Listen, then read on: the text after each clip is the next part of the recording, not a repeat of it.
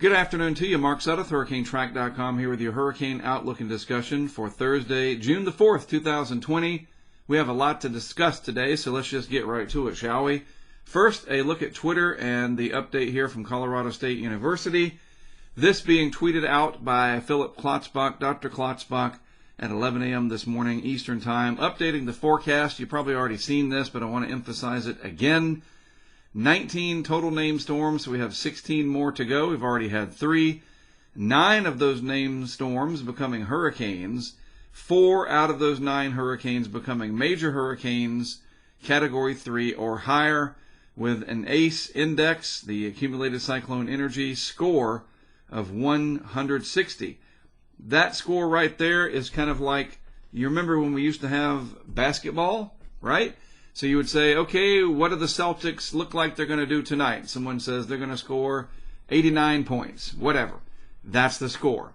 The ACE index is just a measure of the output of energy from tropical cyclones, the accumulated cyclone energy.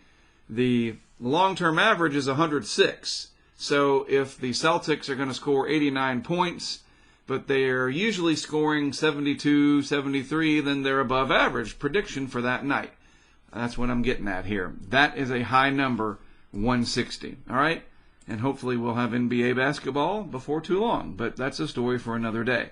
So, busy hurricane season ahead. Duh, we knew that. We've been watching this. And you know what I'm saying? I mean, we've seen this coming. So this is just confirmation of it. Lots of great companies helping to support this.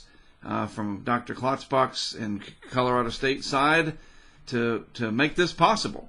Some of the reasons here, and if you're not following Phil on Twitter, you should. Very straightforward scientist, no hype, no objective other than science. So check it out. And you can see the facts here. You can look at current conditions versus profiles of what a busy season would look like, and it's almost an identical match. We've talked about that before with the whole trying to play detective. When you look for fingerprints, you match those fingerprints up to the suspect. Boom, you have your criminal.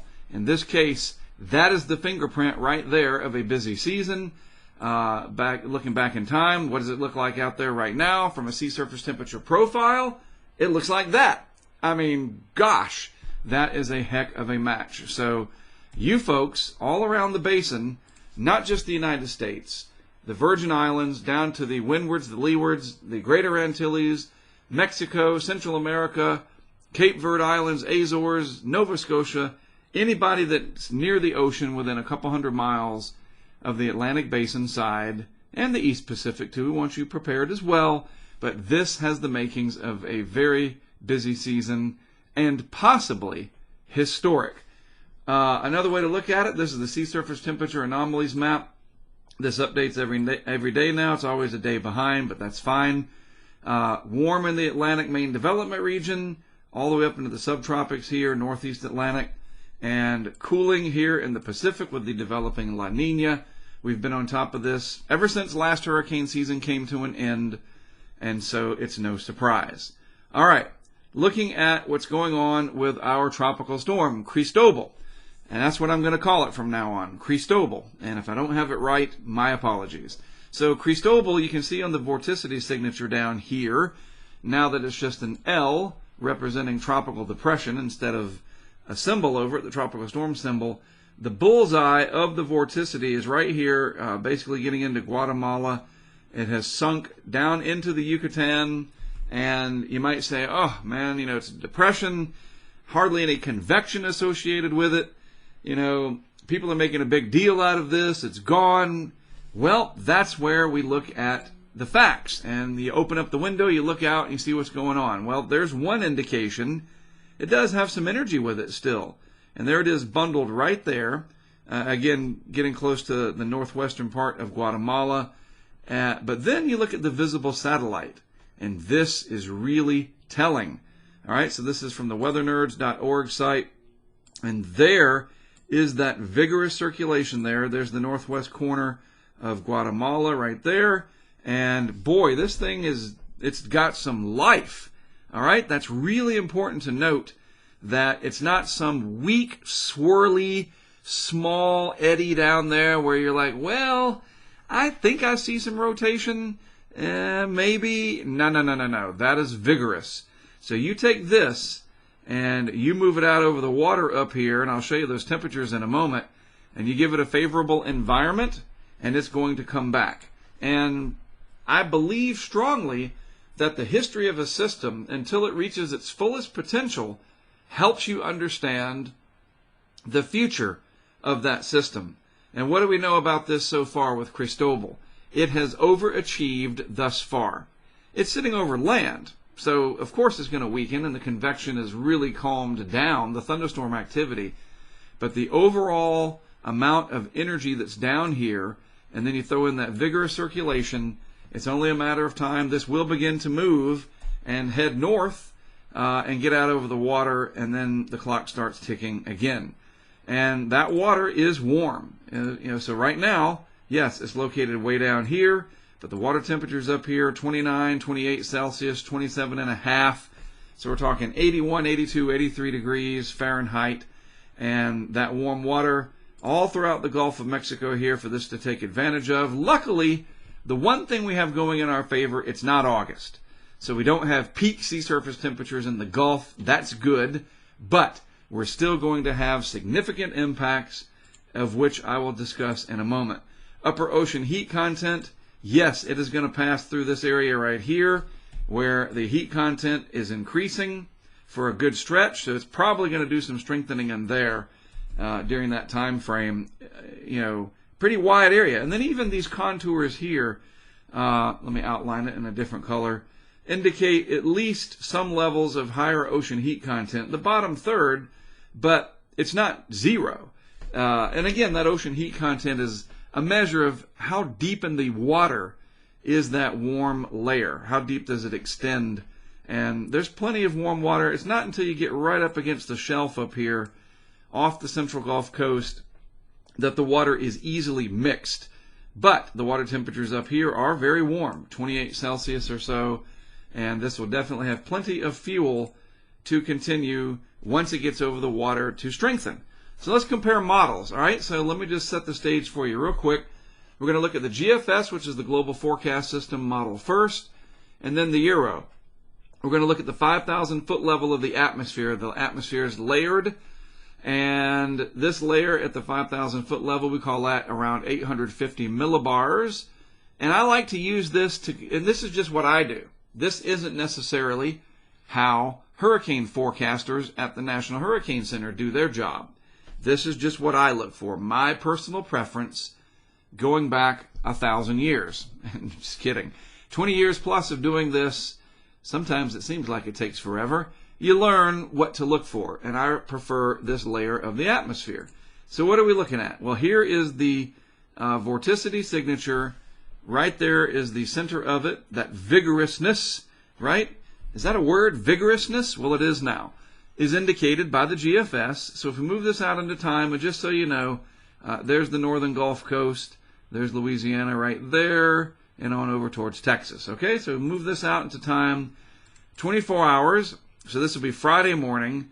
It's kind of a large open area. You just see that. It kind of stretched out, very disorganized in the GFS. The vorticity spread out over a large area. And you say, well, that doesn't look very threatening at all. And you're right, it doesn't from a wind perspective if you are expecting a solid hurricane. But you move ahead to 60 hours and then to 72, between that time frame, it does try to consolidate some on its way in towards southeast Louisiana.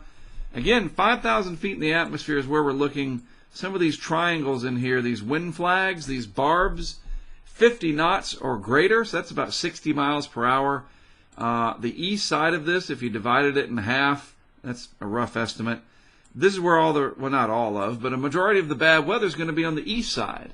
And so really, anybody in the peninsula of Florida over to the central Gulf Coast, this is going to be a rough weekend. No way around it. Surf problems, rip currents, you name it, and we'll get into the effects more in just a moment. Then the GFS by 90 to 96 hours kind of, what is it? It brings it up and then it kind of goes like that. It's like, it starts to slow down. That, folks, is a huge red flag. The fact that it starts to slow down, then that trough comes and captures it, and it's still hanging around. Oh, look at that. It just kind of gets left behind. Are you kidding me? Oh, I didn't know that. I didn't look that far out when I first analyzed this. Let's just go back, and you see the animation there. Very complex. Oh, my goodness. This is going to just rain. Huge. That's a 4-letter word. It's rain. All right. Now let's compare this to the euro. Before I get lost in the, oh my gosh, are you kidding me, of the pattern. The euro, this only goes out every 24 hours on this particular site here from Levi, Tropical Tidbits. We move this out. There's tomorrow morning. And notice the difference here. And let me just go back and compare that. 24 hours on the GFS versus 24 hours on the euro. The euro is more concentrated, more organized. 48 hours on the euro versus 48 hours on the GFS. Oh, stark differences, definitely. If this verifies right here, that's a different setup. We're talking about a strengthening, organized tropical cyclone if this comes to pass. 72 hours out, strengthening further. Generally, though, still lopsided so that most of the rough weather's on the eastern side. Moving on out to 96 hours, a landfall looking likely south of Vermilion Bay. If we put this to 96 hours and compare the two, there we are. Euro is a little slower than the GFS. That's fine. Generally in the same area. So that's good that we can narrow it down some.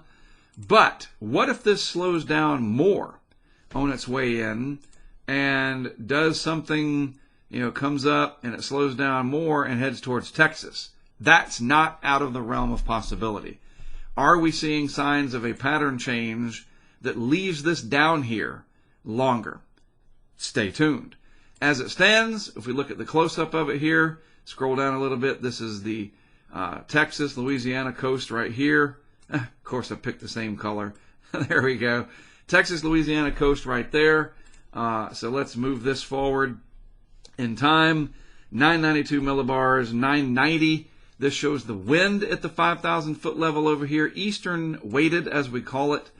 So most of the wind on the east side, and that will put, this is 5,000 feet up, and yes, there are some 40, 50, 60 knot winds in there, and that's 5,000 feet up. You're going to need some convection to get that down to the surface, but this will put surge into places like Dauphin Island, along the Mississippi coast, Mississippi Sound, very vulnerable.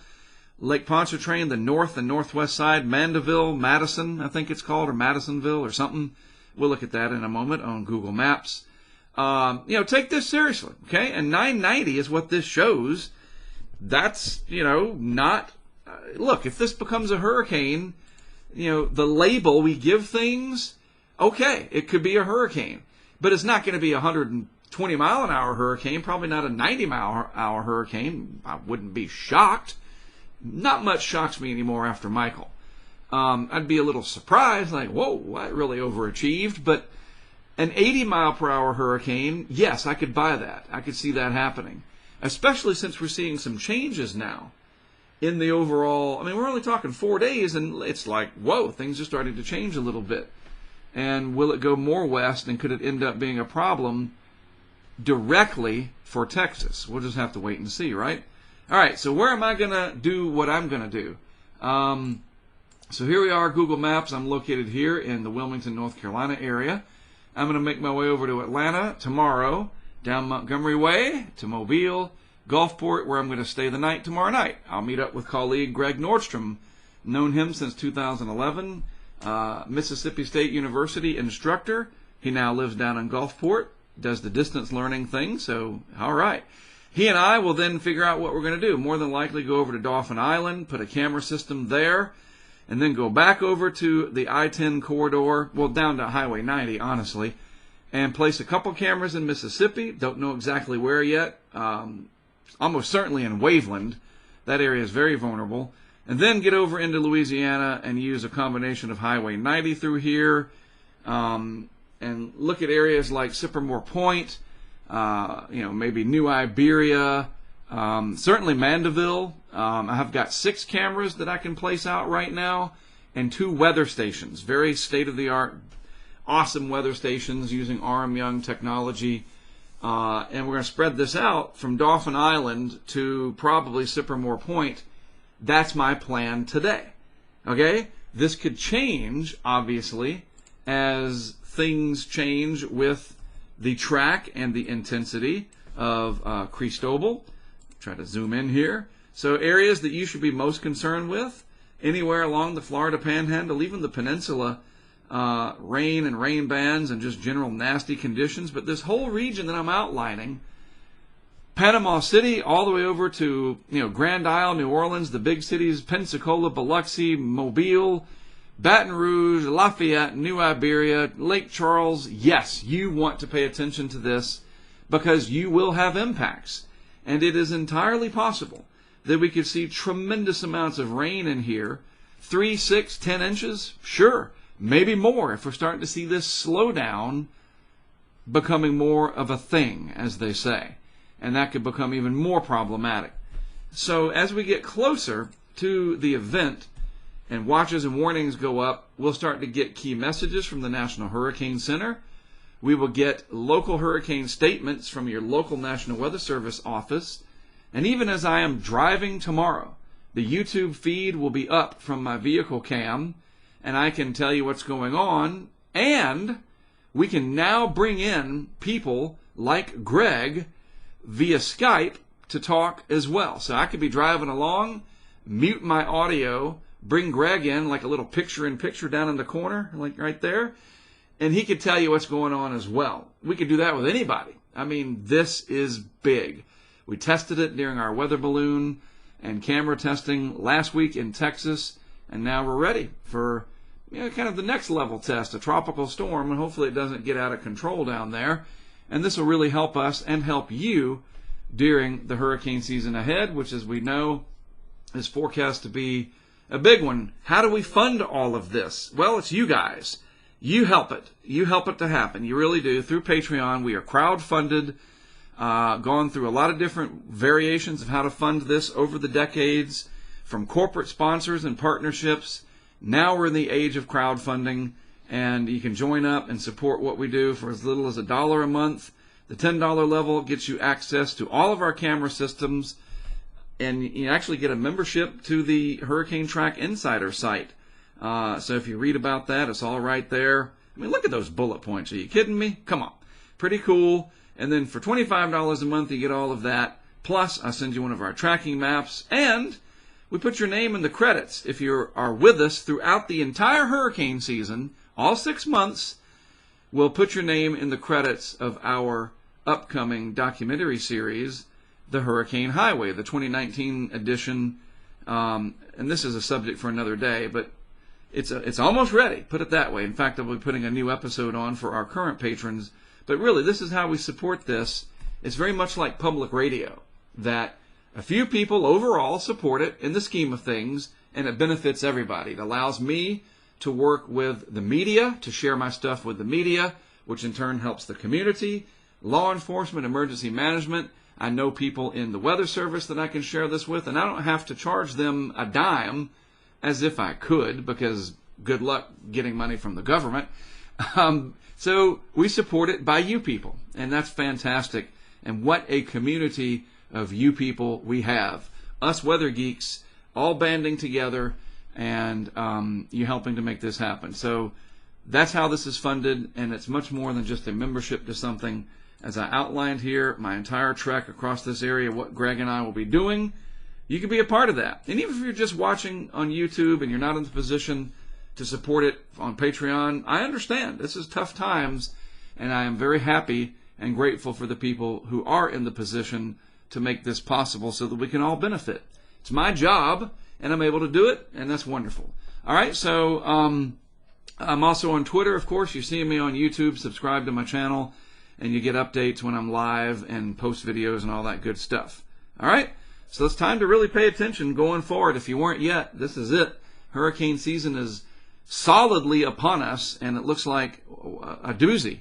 And we got to all be ready and work together to not die. That's the number one goal, and to mitigate property damage when possible. I will help every step of the way. Thanks as always for tuning in. I am Mark Sudduth, HurricaneTrack.com. I'm going to go start packing up and getting ready to go tomorrow. I'll see you tomorrow from the road.